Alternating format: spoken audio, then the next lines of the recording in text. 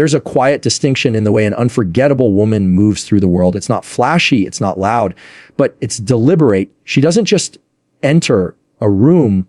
She arrives not with the intent to dominate, but with the kind of presence that shifts the energy. That's the power of intentional grace. It's the understanding that how you carry yourself speaks before your words ever do. And that communication, nonverbal, subtle, deeply human, is often the most lasting. You notice it in the way she stands, the way she walks, not rushed or rigid, but steady. She's not performing confidence, she's living it. And that's an important difference.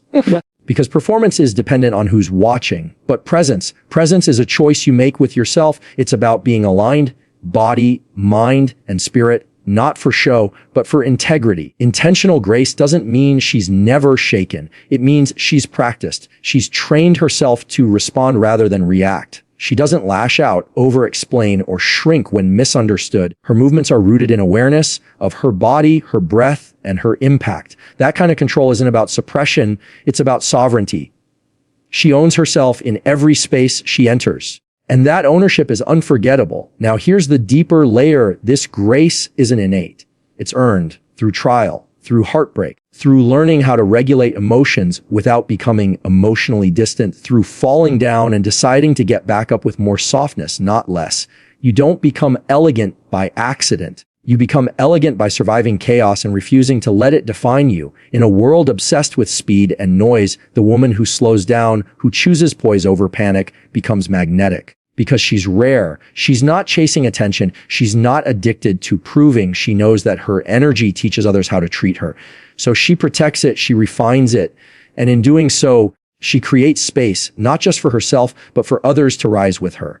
And the beauty of intentional grace is that it transcends age. It doesn't diminish with time, it deepens. A woman in her 40s, 50s, 70s, if she has cultivated that level of self-possession, can be more striking than someone half her age, because real presence doesn't wrinkle, it doesn't age out, it evolves.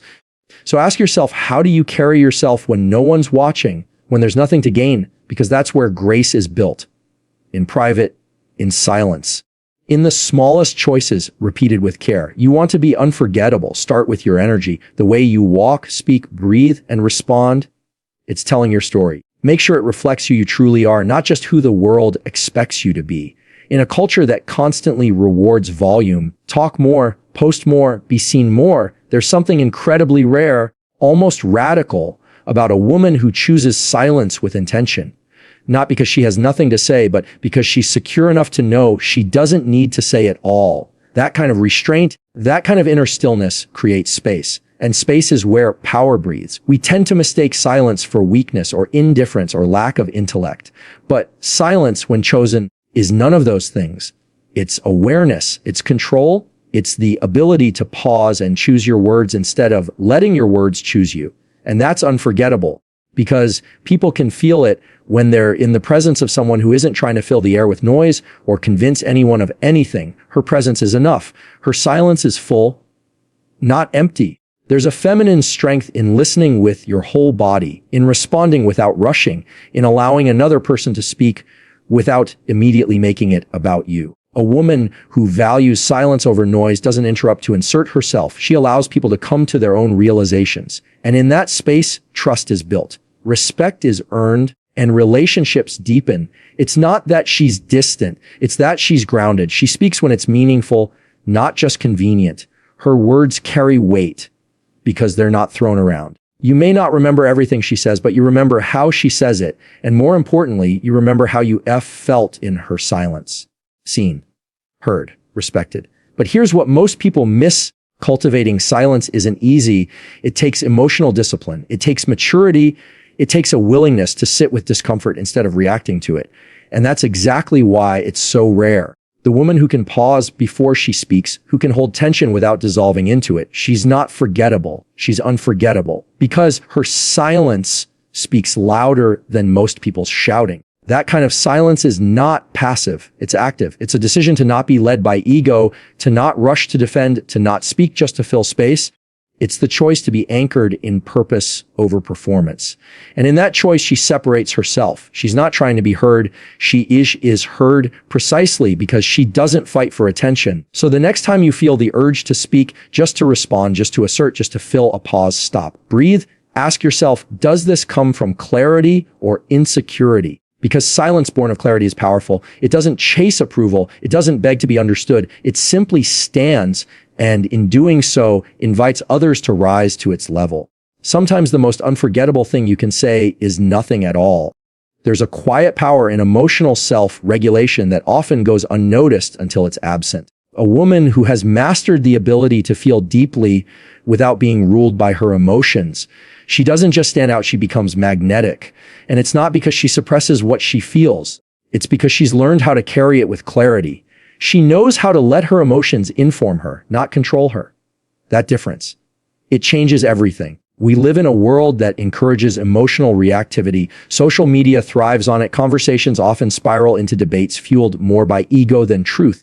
But a woman who can feel anger without becoming it, who can sit with sadness without collapsing into it, who can experience joy without clinging to it, she's operating on a level that's rare.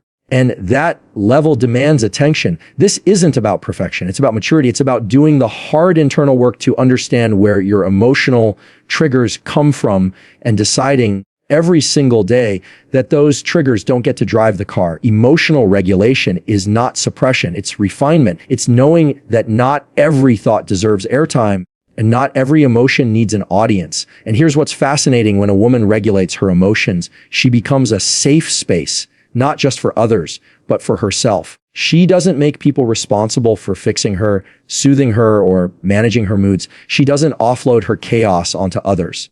Instead, she meets herself with compassion, steadies her own storm, and communicates from a place of groundedness. That's not just attractive, that's unforgettable. Because when a woman can hold herself in moments of frustration, disappointment, or even rage, she communicates something powerful: I am in charge of me. And that self-ownership is irresistible. It signals emotional freedom. It shows that she's not waiting for someone to rescue her from her feelings or validate her worth. She does that for herself. This habit of regulating rather than reacting isn't just a trait. It's a decision that has to be made again and again, especially when it's hardest. And what it builds over time is resilience, the kind of resilience that shows up in her posture, her voice, her timing.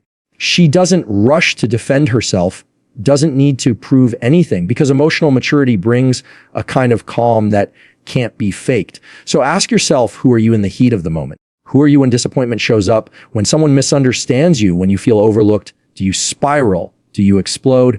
Or do you breathe, step back, and lead yourself through it? Because that choice, that habit, is one of the most defining. Emotional regulation isn't just a skill, it's a signature. And once you develop it, people will remember the peace you carried more than the words you spoke. Confidence without humility is arrogance, but humility without confidence becomes self-erasure. The woman who carries both, who walks with the assurance of who she is, while staying grounded in who she's not, she becomes unforgettable, because she balances the paradox that most people never master. She's not trying to be more than she is, but she refuses to be less, and that balance is rare. True confidence isn't loud. It doesn't need to dominate a room, hijack a conversation, or constantly announce its presence.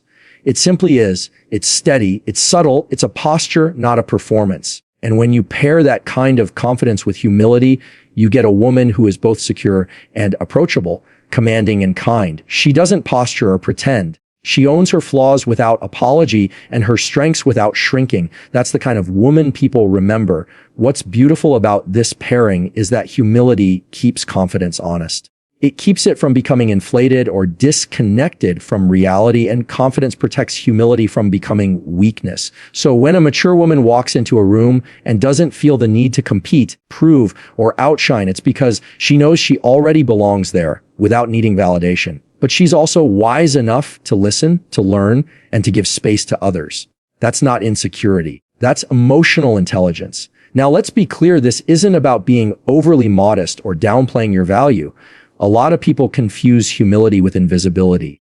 But the kind of humility we're talking about here is conscious. It's a discipline. It means you could dominate the room, but you choose presence over performance. You choose to uplift rather than overshadow. And people feel that. This quality is especially magnetic in mature women because it's earned. It comes from experience of failing, of succeeding, of being overlooked, of being celebrated. She's been through enough to know that external approval is fleeting, but internal alignment, that lasts. And so she no longer needs to exaggerate her achievements or hide her wounds. She integrates them both. And in doing so, she becomes deeply human and deeply powerful.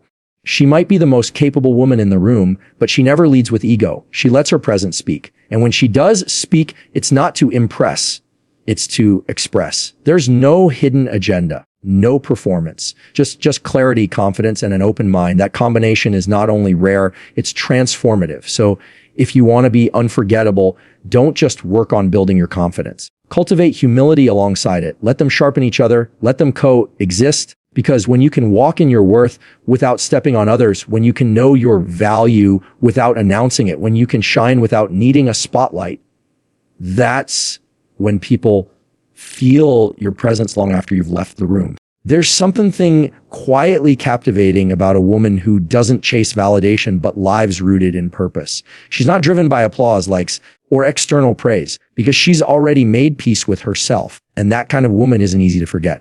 In fact, she becomes the standard by which others start measuring depth, authenticity, and meaning because she lives with intention, not to impress, but to impact. Living with purpose doesn't mean your life has to be grand or glamorous. It means you've made a deliberate decision to direct your energy towards something greater than ego. And that purpose becomes your compass. It informs how you spend your time, who you allow into your life, what you tolerate, and most importantly, what you stand for. A woman who has done the inner work to identify what she values, truly values, carries herself differently. She's no longer moved by trends or tossed by opinion. She's grounded, and grounding is magnetic. You can feel it in the way she speaks. There's clarity, not rehearsed, but real. She doesn't need to over-explain herself because her actions are already aligned. There's coherence between who she is and how she lives.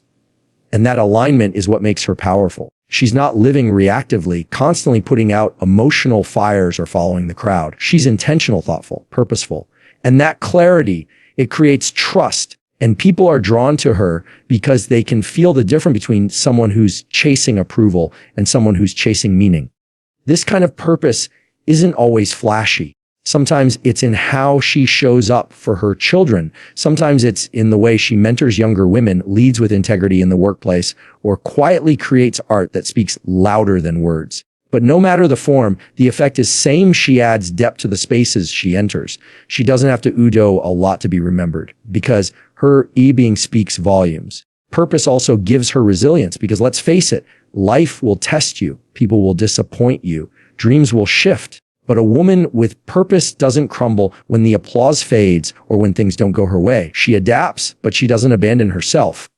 She can say no without guilt. She can say yes without fear because she knows she's anchored too. And that inner stability makes her irresistible, not because she's trying to be, but because wholeness always attracts. So if you want to become unforgettable, don't start by chasing more status, more attention, more admiration. Start by subtracting everything that doesn't align with your core. Get clear on what you stand for, what breaks your heart, what lights you up, and then live from that space, not occasionally, but daily. Because when a woman lives with purpose, the world feels her presence whether she speaks or not. And in a noisy world full of performance, a life lived with meaning is the loudest, most powerful statement of all. Emotional maturity is not about suppressing feelings. It's about understanding them, managing them, and responding from a place of intention rather than impulse. And that kind of emotional mastery is rare. But when a woman possesses it, she becomes someone others naturally gravitate toward, not just because of how she handles herself, but because of how safe others feel in her presence. There's strength in her softness and stability in her silence. She's not reacting. She's reflecting. And that quiet control is unforgettable. We live in a world that rewards instant reactions. Social media, arguments, even relationships. Everything pushes us to speak first, defend quickly, and respond before we've even processed. But a mature woman resists that pressure. She doesn't allow her emotions to become weapons. She doesn't let temporary feelings destroy permanent relationships. Instead, she pauses, she listens, she breathes, not because she's weak, but because she's strong enough to choose peace over chaos, even when chaos is more comfortable. This doesn't mean she's emotionless. Quite the opposite. She feels deeply, but she's learned that feeling deeply and acting wisely must go hand in hand. She's had to learn it through heartbreak, through conflict, through moments she regrets. But instead of hardening her, those lessons refined her. She no longer needs to be loud to be heard or dramatic to be seen. Her presence communicates depth without the need for noise. One of the most powerful aspects of emotional maturity is the ability to hold space for others without losing yourself. A woman like this doesn't just dominate conversations. She elevates them. She doesn't just share her truth. She makes space for yours too. That kind of presence builds trust, connection, and admiration without effort. Because it's not about being right. It's about being real. It's not about controlling outcomes. It's about creating emotional safety. And let's not ignore the impact this has on romantic relationships. Men don't forget a woman who doesn't shame them for being vulnerable, who doesn't punish them for being flawed, but instead invites depth through her calm, her consistency, and her compassion. She becomes not only a partner, but a mirror, a reflection of what emotional integrity can look like. And that level of connection doesn't just feel good. It transforms. When you think of unforgettable women, you often don't remember what they were, what they owned, or even what they said. You remember how you felt around them. You remember the calm they carried into the room. You remember the way they didn't flinch in the face of conflict, the way they held firm in their boundaries without becoming cold, the way they loved without conditions, but with clarity. That's emotional maturity in motion. So if you want to become that kind of woman, the one who lingers in hearts and minds long after she's gone, start with your inner world. Learn to lead yourself first, because when you master your emotions, you don't just navigate life better, you elevate everyone around you. And in a world that's constantly reacting, your ability to respond with will make you unforgettable.